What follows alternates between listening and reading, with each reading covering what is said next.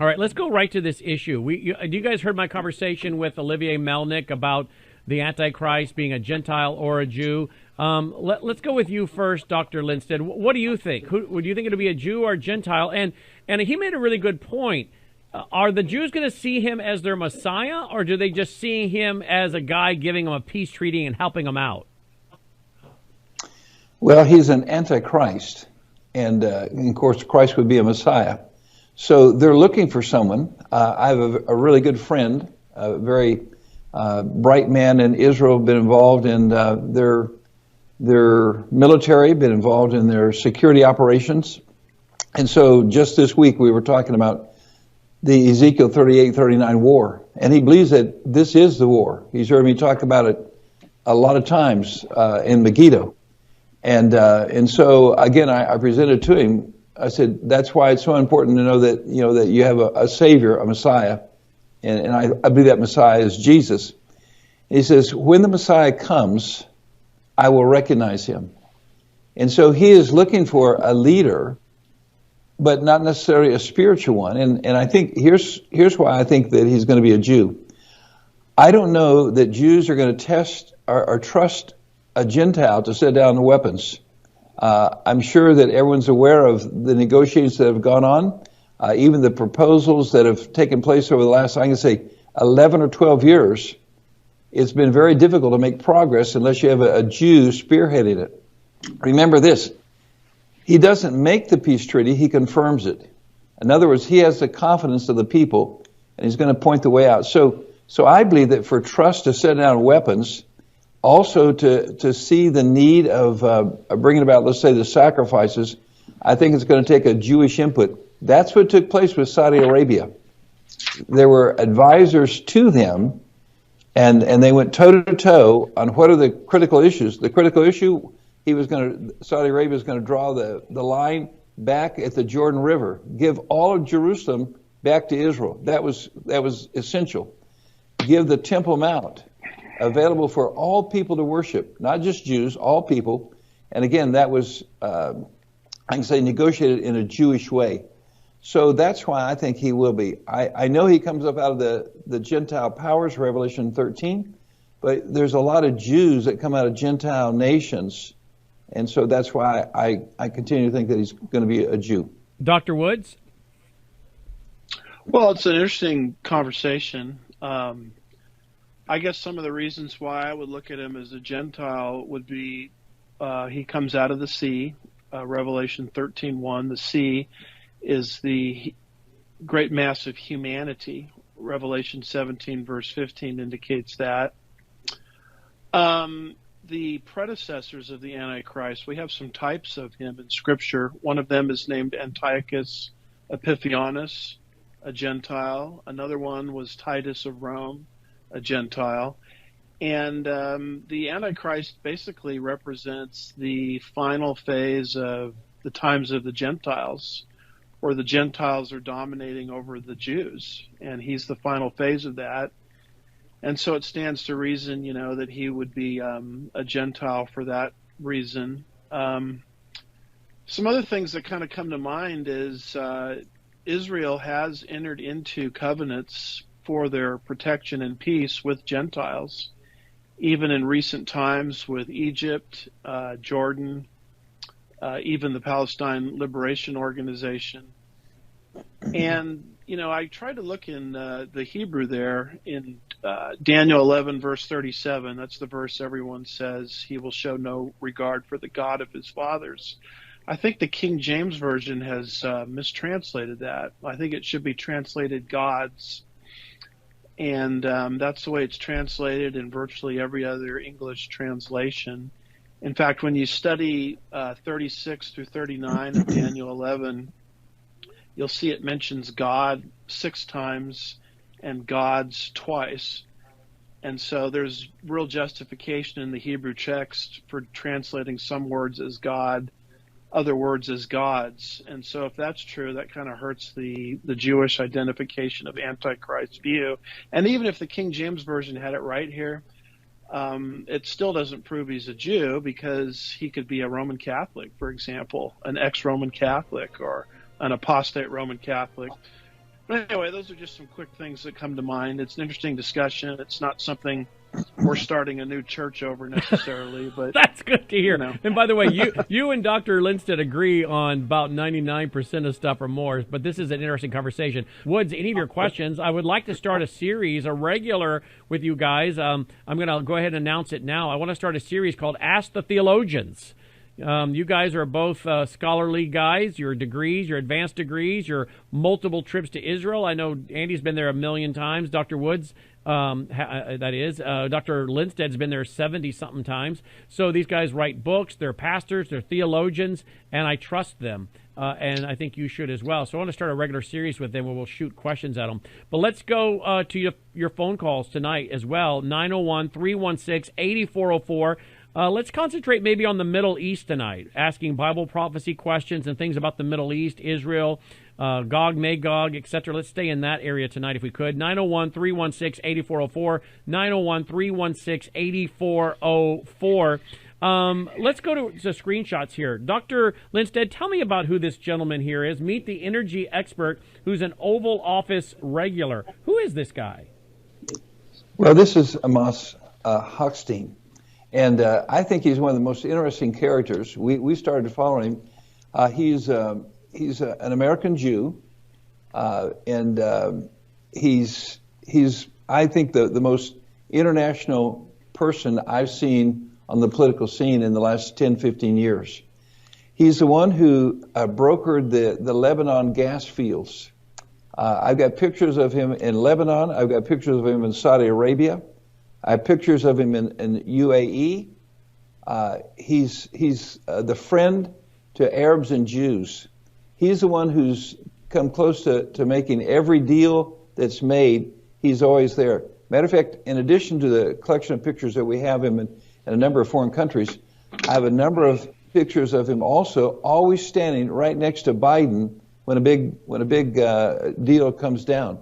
So he's the brains often behind these deals coming together. He has the most respect of any person in America by the Arab world. And so he's a guy that's he's called the negotiator. He's the energy expert. Wow, he's bright, he's articulate. I think he has more frequent flyer miles than anybody I know because every other day I see him in a different country in a photo op. So he's certainly someone to watch, and I think he's not only put together a recent energy deal with Israel, but I think he continues to give advice to the Biden administration, and he's the one that's been able to bring people together thus far. Here we're going to go to the calls here in a minute, but here's a young lady on, I guess this is TikTok. It didn't come to me through TikTok, but it came through another social media form, and the guys in the control room have it for us. And listen to what this young lady says and see if you guys don't agree. Watch and listen. Free Palestine! We did. Israel completely pulled out of the Gaza Strip in 2005 and forcibly expelled all the Israelis living there, leaving behind beautiful land, greenhouse gases, and a thriving environment. And what did the Palestinian people do?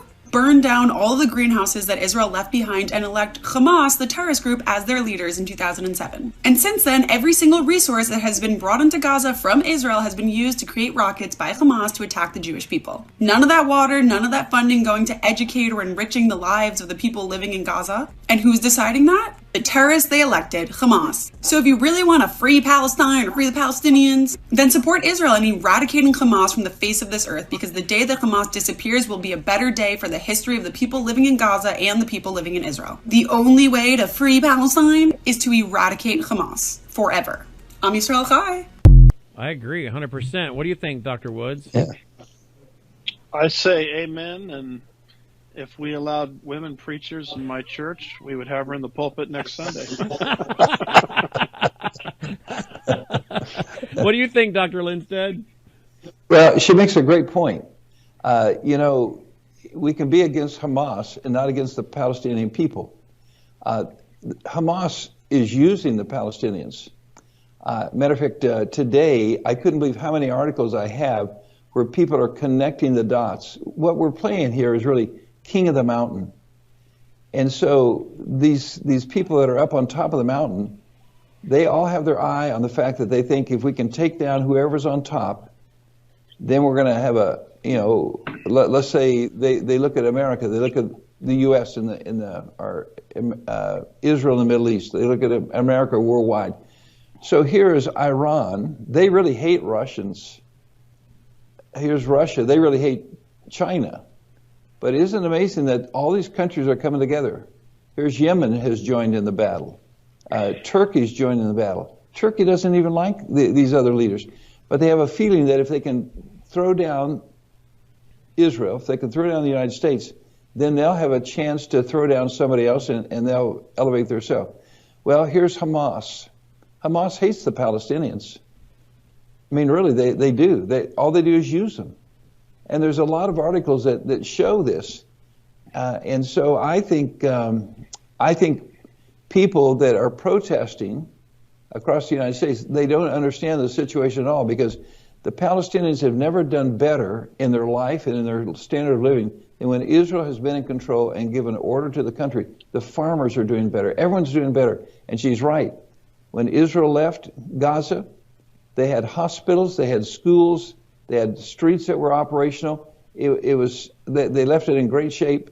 And then, after they left, and the doctors, many of them were Jewish doctors, they left, teachers left, they were Jewish teachers. Then they said, hey, who took all of our doctors? Who took all of our jobs? Well, you kicked the Jews out, and that's what was left. Hamas came in. Wow. Let's go to the phone lines, 901-316-8404, 901-316-8404. Let's start with Joe, line 1 in Pennsylvania. Welcome aboard, Joe. Thank you for calling in. Hi, great show. Love your whole network. Thank you. Quickly, about the question of Gentile or Jew being the Antichrist, I can't imagine anybody but a Muslim coming and having the Muslims obey them. Those people they would die before they would give in to a Gentile or a Jew other than a Muslim. Now, I don't know if they could talk about that or not. That's a great question. Yeah, I just can't. Look at the videos. These people are demonically hordes. It's just sickening. It's scary. Let's have them comment, and we'll get to Dick in Maryland. Why don't you go first, Dr. Woods? Go first, real quick, please. Well, it's the other side of the argument. People say the Jews will only accept a Jew. Well, the argument works the other way too. The Gentiles will only accept a Gentile, you could argue. The Muslims will only accept a Muslim. Now, I believe based on 2 Thessalonians 2, verses 3 and 4, the Antichrist cannot be a Muslim because it says there he will exalt himself above everything that is called God. For the life of me, I can't envision a Muslim promoting himself over Allah himself. So I don't think he can be Muslim for that reason. I think the Antichrist is going to be so satanically energized. I mean, remember, the false prophet, Revelation 13, is going to call down fire from heaven in the full view of men. The Antichrist is going to be so miraculously, satanically energized, everyone will accept him, Jew, Gentile, and Muslim. And that's how he'll kind of unite the world. And if I understand it correctly, Dr. Lindstedt, this Antichrist figure comes on the world scene when we've got all kinds of things going on: wars, rumors of wars, plagues, pestilence, food shortages, economic crisis, everything we're seeing line up here. He comes on the scene, starts cutting peace deals, settles things down, and then there's a period of peace. And then the Muslim nations, along with Russia, Rosh, Gog, Magog, Ezekiel 38:39, they now decide to break their agreement that was confirmed by the Antichrist, come and invade Israel for her treasure. We can speculate as to what that might be.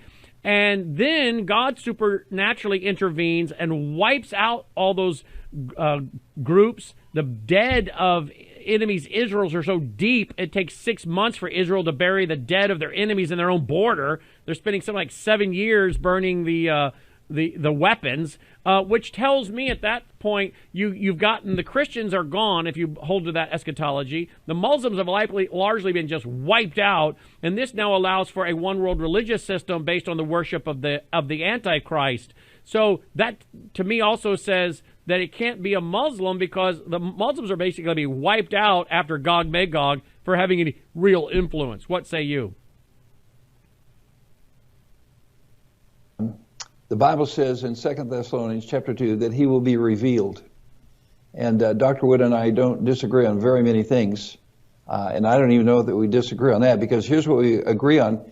He's called the man of sin. He's called the man of perdition. He's called the wicked one. He's a great deceiver. And so I think your guest just before we came on really hit it right. I think Satan has people in the wings already to do this bidding. And so I don't know who it will be, but I think he's going to appeal to the fact that they're going to have power. But you believe he can't be a Muslim like Dr. Woods, right? Yeah, I don't think he will be a Muslim, and because I don't think he fits that description. And it's going to be very difficult, I think, to get the Jews, because I know some of the work that's gone on behind the scene in order to get even some of these conditions to let's say, do a temple worship.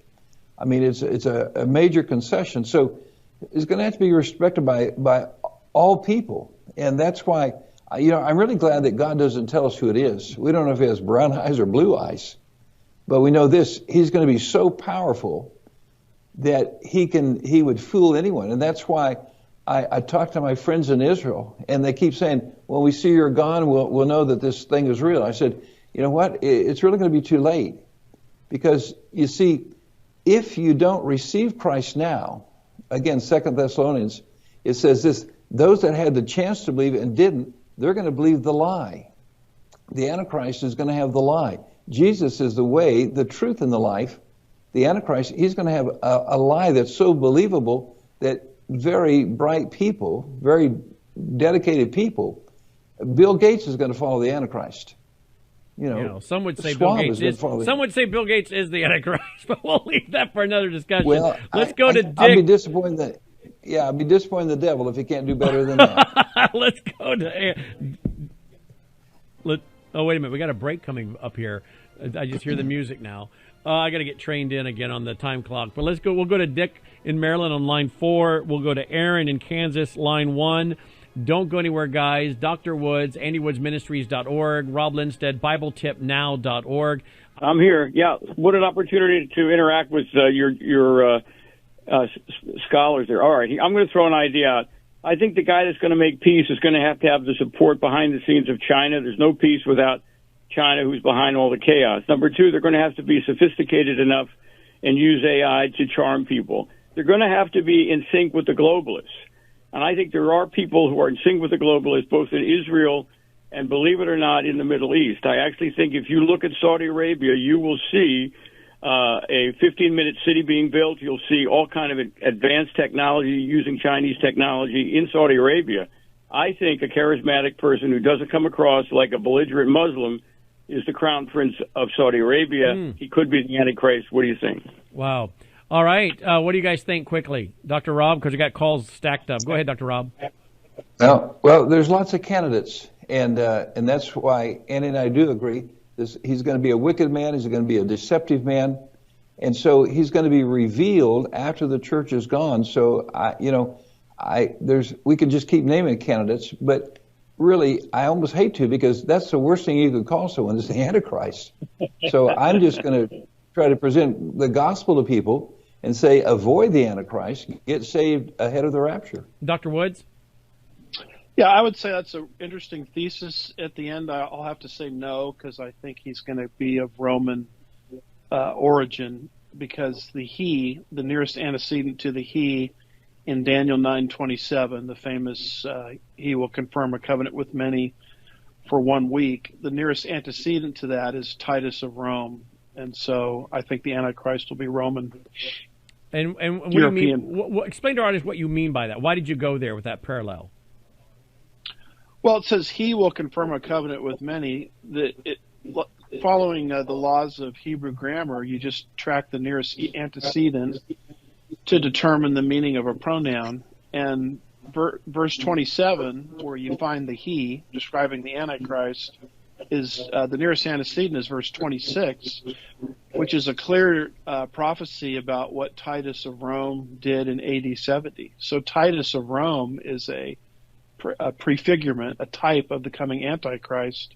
So I'm seeing the Antichrist arising out of that same sort of cultural inheritance of ancient Rome. Mary wants to know, is there any way artificial intelligence fits the description of the Antichrist? Quick question, Dr. Lindstedt. I think he will use that as a way to deceive people. And even, I think that's where he's going to give life to the image. Who knows if we're really going to be looking at him? It could be an image of him. And he gets people to bow down. I think that's how come he'll be universal. He'll appeal to everybody. And so, yeah, I think he'll use AI. So he will be a real man, Dr. Woods, but he could certainly use artificial intelligence. He could use holograms, an image that speaks blasphemy. I mean, that we're seeing these holograms, and we've read articles even a few years ago, and the technology is advancing every few months, where the family members of dead celebrities had to remind themselves that was not their dead relative on stage dancing or singing and performing. It's a hologram. So who knows what technology will be there. So you agree with Dr. Lindstedt, it's going to be a physical blood and bone flesh man, but he could certainly use holograms and artificial intelligence.